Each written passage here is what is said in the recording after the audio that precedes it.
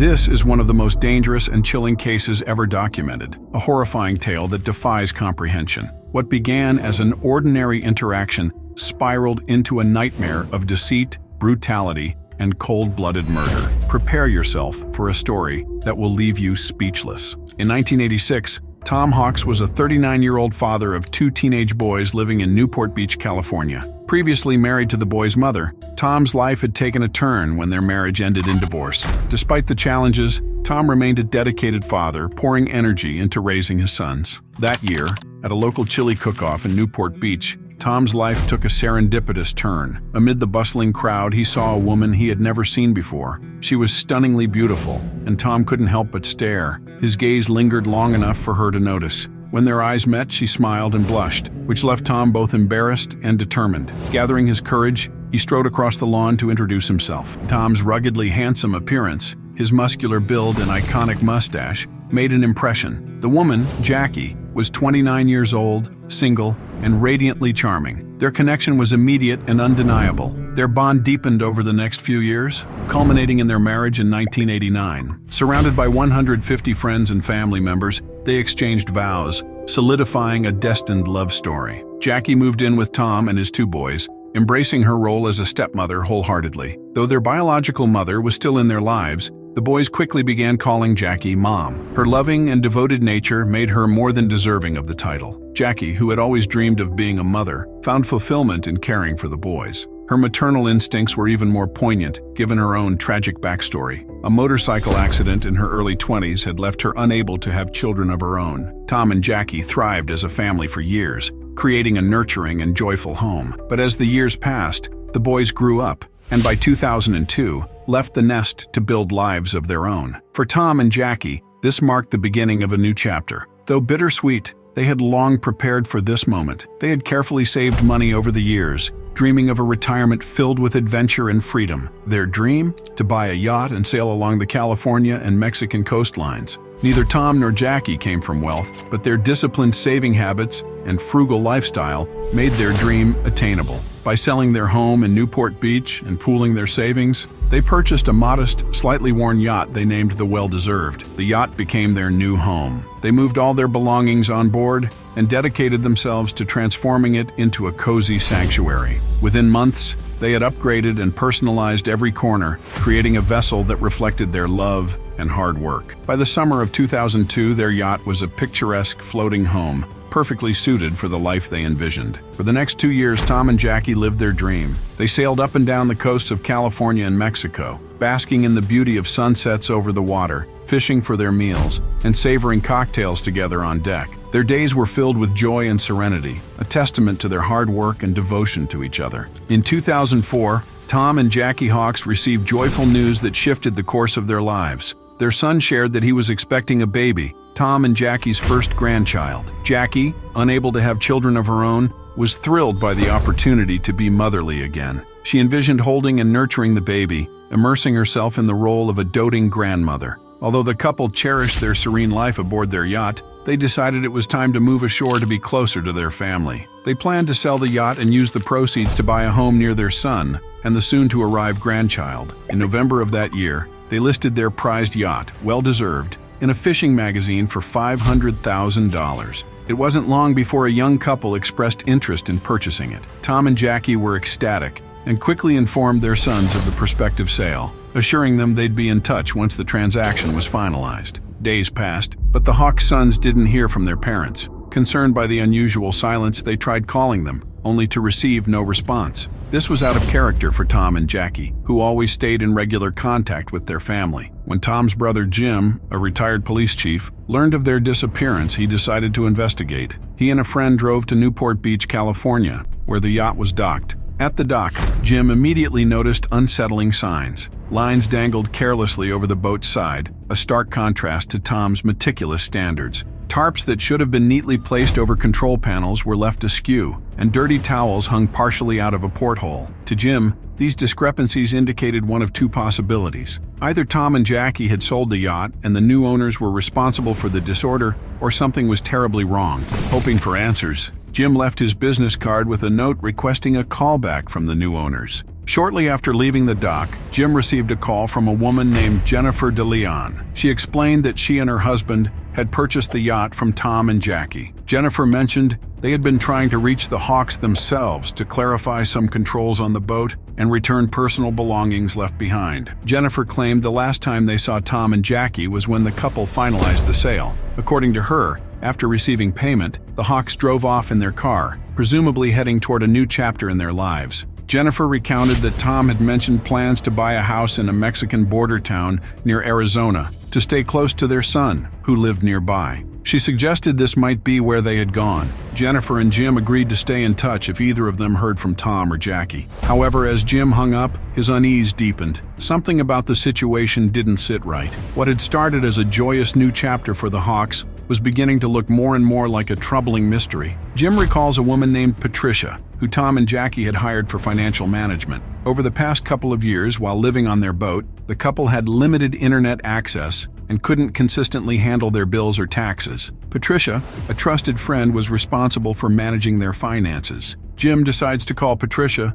and asks if she's heard from Tom or Jackie recently. Patricia says she hasn't, so Jim explains the situation. He then asks if Tom or Jackie recently deposited a large sum of money into any of their accounts, noting that they were supposed to receive nearly $500,000 just a few days prior. Patricia checks the accounts but finds no record of any deposits. As Jim and Patricia discuss the situation, they struggle to find a logical explanation for why such a large amount of money hasn't been deposited. This fuels Jim's growing unease, prompting him to contact the Newport Beach Police Department to officially report Tom and Jackie as missing. The Newport Beach Police begin by investigating the new buyers of Tom and Jackie's yacht, Skylar and Jennifer DeLeon. During a background check, they uncovered that 25-year-old Skylar has a criminal history, including a conviction for armed robbery, for which he served time in prison. This discovery raises immediate suspicion, especially since the DeLeons were the last known people to interact with the Hawks. To gather more information, the police send a detective to the dock,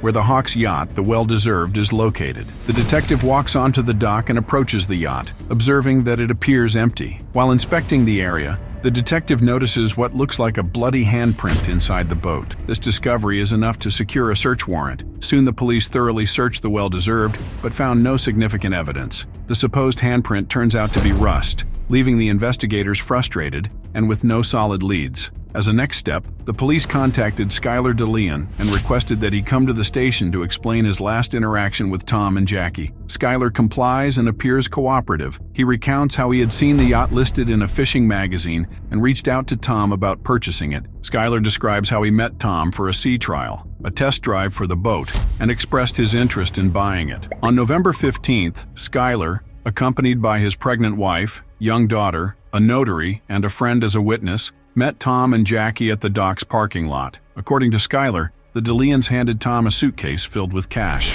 The Hawks, along with the notary, signed the necessary documents transferring ownership of the yacht to the DeLeons. Afterward, Tom and Jackie reportedly took the cash, got into their SUV and drove away, supposedly heading to Mexico. When the police asked Skylar how he could afford such an expensive yacht, he initially claimed he was a former child star, or at least something close to it. He explained that back in the 1990s, he had worked as an extra on the popular TV show Power Rangers and earned enough money to save up for big purchases like the yacht. However, as Skylar recounted his story, he abruptly stopped and admitted it wasn't entirely true. The real reason we had the money, he confessed, wasn't because of my acting. It's because I stole it. Skylar then revealed that the armed robbery he was previously convicted of involved stealing money from a drug kingpin. Before he was caught and sent to jail, he had managed to stash the stolen cash in a hidden location. After serving his time, he retrieved the hidden money, but there was a problem. It was hot, meaning the drug money was traceable and dangerous to use directly. To clean the money,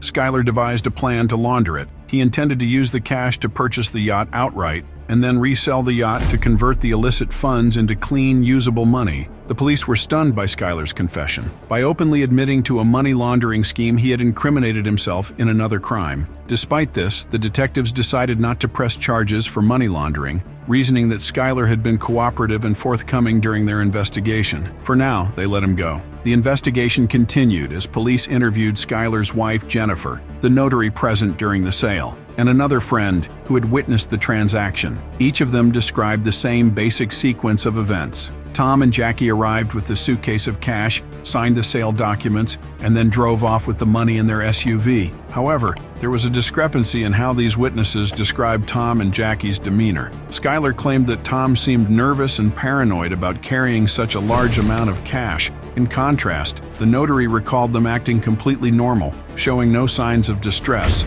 Despite these minor inconsistencies, the police found themselves at a standstill. They had no clear leads or evidence to indicate what had happened to Tom and Jackie after they drove away that day. The case was beginning to feel like a dead end. With no clear leads, the police turned to the media for help. They issued a public bulletin featuring pictures of Tom and Jackie, along with their vehicle, asking anyone with information to come forward. Within days, an older couple in Mexico contacted authorities, reporting that the Hawks SUV was parked right across the street from their home. Mexican and American authorities rushed to the location, expecting to find Tom and Jackie or someone who knew them. But when they knocked on the door of the house where the SUV was parked, a man unfamiliar to investigators answered. He seemed confused when questioned about the vehicle. When asked who owned the SUV, he said it belonged to a friend. The police pressed further, asking if his friend was Tom or Jackie Hawks. The man shook his head, replying, "No, it belongs to Skylar DeLeon." This revelation was a game changer. Skylar had previously claimed that Tom and Jackie drove off in their SUV after the sale. However,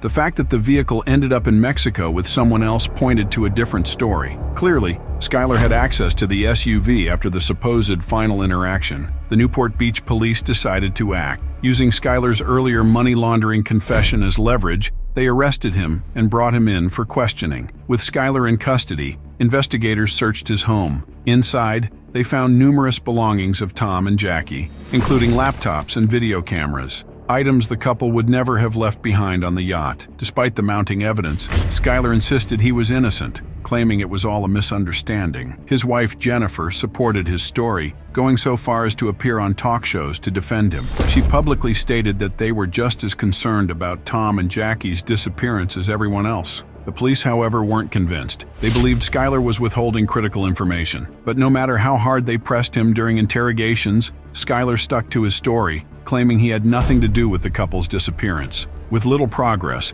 the police decided to re-interview the notary and the friend who had acted as witnesses during the yacht sale. They called Kathleen Harris, the notary, back in for questioning. Kathleen was a respected professional with no criminal history, and initially her story didn't change. She repeated what she had said before. Tom and Jackie had signed the paperwork, taken their cash, and driven off in their SUV. But under intense scrutiny during a follow-up interrogation, Kathleen broke down. She confessed that she had never met Tom or Jackie. In fact, she revealed that Skylar DeLeon had paid her in cash to backdate the sale documents, which had already been signed. "I have no idea what happened to Tom and Jackie," she admitted. After uncovering inconsistencies, the police brought in Alonzo Machain, a friend who was present during the final transaction. Initially, Alonzo stuck to the story. Tom and Jackie received their payment, drove off in the SUV, and that was the end of it. However, when the police confronted him with evidence from the notary, who admitted to falsifying documents,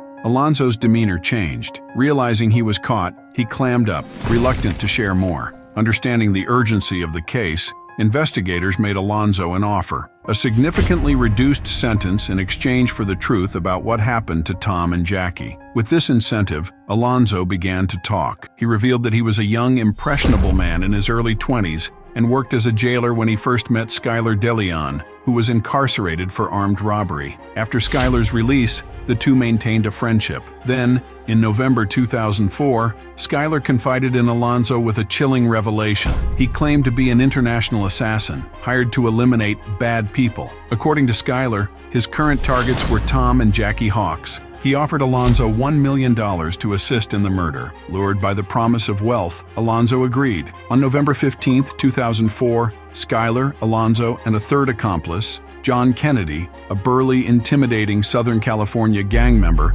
arrived at the dock parking lot. The pretense was a sea trial, a test run of the yacht, but their real intentions were far more sinister. When Tom and Jackie arrived, Tom, a seasoned probation officer accustomed to dealing with criminals, immediately sensed something was off. He scrutinized the trio and became visibly uneasy, suggesting they reschedule. Recognizing Tom's hesitation, Skylar stepped aside to make a phone call. Moments later, his wife, Jennifer, arrived carrying their 1-year-old daughter. Jennifer's arrival altered the dynamic entirely. Jackie, captivated by the baby, began to relax, chatting warmly with Jennifer. Seeing his wife's comfort, Tom's apprehension eased as well. Eventually, Tom agreed to proceed with the sea trial. As the group prepared to board the yacht, Jennifer announced she wouldn't be joining, citing the baby's discomfort. She left, taking the child with her. By this point, Tom and Jackie were committed, their initial doubts overshadowed by the DeLeon's disarming facade. The Hawks, along with Skylar, Alonzo, and John, set off on the well-deserved toward open water. With Tom at the helm, they ventured further and further from shore, leaving the safety of the docks behind. As Tom piloted the boat far from the shore, Skylar and John approached him, claiming they wanted to show him something in the lower levels of the yacht. Trusting them, Tom followed the pair downstairs to the bedroom. Meanwhile, Jackie and Alonzo stayed in the kitchen, which was directly above the bedroom. Suddenly, a loud commotion erupted from below. Alonzo, already aware of the plan, recognized the noise as Skylar and John attacked Tom. Taking this as his cue, Alonzo turned on Jackie. Before she could react, he forced her to the ground, restrained her hands behind her back, and secured her with handcuffs he had brought along. As Jackie struggled to comprehend what was happening, Skylar and John emerged from the bedroom, but Tom was not with them. They grabbed Jackie and forced her down into the bedroom where she saw her husband. Tom was handcuffed, lying on his back on the bed. Jackie was thrown down next to him, and immediately she turned to Skylar. With a mix of fear and heartbreak, she pleaded, "Why are you doing this to us? We just met your wife. I held your baby. Why are you doing this? Please, just let us go back to our children and grandchildren." Skylar, however, was unmoved. Ignoring her pleas, he instructed Alonzo to tape both Tom and Jackie's mouths and eyes. While Alonzo carried out the orders, Skylar went upstairs to pilot the boat toward the deepest part of the ocean. Down in the bedroom, Alonzo observed Tom doing his best to comfort Jackie. Despite their dire situation, Tom managed to stroke Jackie's hand with his own, offering a glimmer of solace. "It's going to be okay," he whispered softly. "No matter what happens, we'll be together." Eventually, the boat came to a stop. Skylar had reached his intended destination, the deepest part of the ocean. Calling down to John and Alonzo, he ordered them to bring Tom and Jackie to the deck. The captives were marched upstairs and forced to sign several documents. The paperwork included the sale documents for the yacht, as well as additional forms granting Skylar access to the couple's bank accounts. Amid the chaos, Jackie deliberately misspelled her last name on one of the forms, omitting the S. This subtle but purposeful act was likely her way of signaling to anyone who might review the documents in the future that she signed them under duress. Once the signatures were obtained, the three captors led Tom and Jackie to the back of the yacht. What happened next would seal their tragic fate. Skylar instructs Alonzo, loud enough for Tom and Jackie to hear, to retrieve the anchor from the front of the boat. Both Tom and Jackie sense that whatever is about to happen next will not end well for them. Jackie begins pleading with their captors, begging for their lives, asking to be spared so they can return to the land and see their grandchild. Tom, mustering all his strength, manages to break free from John's grip and kicks Skylar hard in the groin. However, John quickly overpowers him, restraining both Tom and Jackie. He forces them to sit back to back, securing their handcuffs together. Moments later, Alonzo drags a heavy anchor across the boat, positioning it next to the terrified couple. Skylar grabs the metal chain attached to the anchor, methodically searching for its far end. Once located, he secures the end of the chain to Tom and Jackie's handcuffs. After double-checking that everything is securely fastened, Skylar lifts the anchor with considerable effort and throws it overboard. As the anchor plunges into the water, Tom and Jackie hear the ominous sound of the chain rapidly unspooling, scraping against the boat's railing. The tension in the chain builds until it pulls taut, violently yanking Tom and Jackie towards the side of the boat.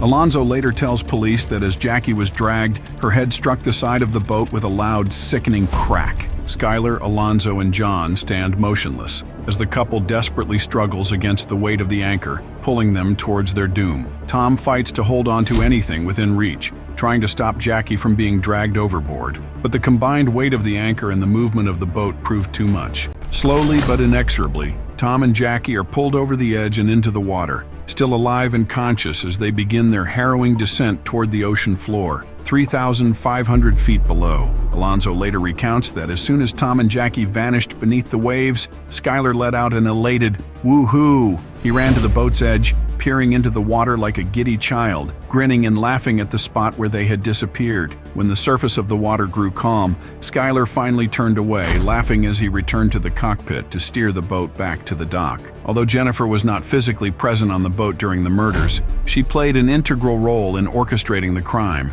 The attack was, in fact, her idea. Motivated by greed, Jennifer saw this plan as an opportunity to secure more money. Her role was pivotal, from showing up at the dock with her baby, to lull Tom and Jackie into a false sense of security, to consistently staying in communication with Skylar throughout the crime, offering guidance and advice. One of the most chilling aspects of the case involved a video camera found in Jennifer and Skylar's possession. The device belonged to the Hawks and had been used to document their travels aboard their beloved yacht. When police reviewed the footage, the tape initially showed Jackie filming the boat's interior, reflecting on their bittersweet farewell to the vessel. Though sad about selling the boat, she expressed excitement for the future, eagerly anticipating life with their grandchild. However, this poignant moment abruptly cuts to footage of Skylar and Jennifer celebrating Thanksgiving with their daughter, just days after Tom and Jackie's gruesome murders. They casually repurposed the Hawks' camera, erasing memories of the couple to record their own lives.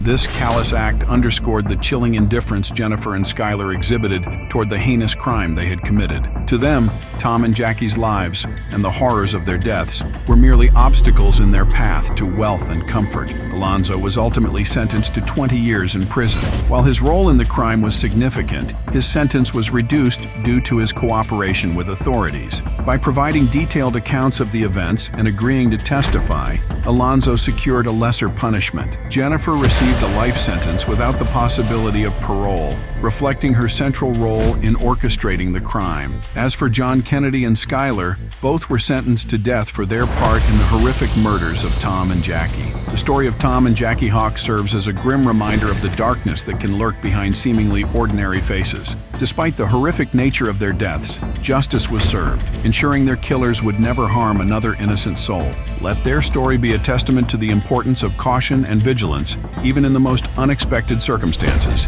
Thank you for joining us as we shed light on their tragic tale. If you found this episode compelling, don't forget to like, subscribe, and hit the notification bell for more stories of crime and justice. Until next time, stay safe and take care.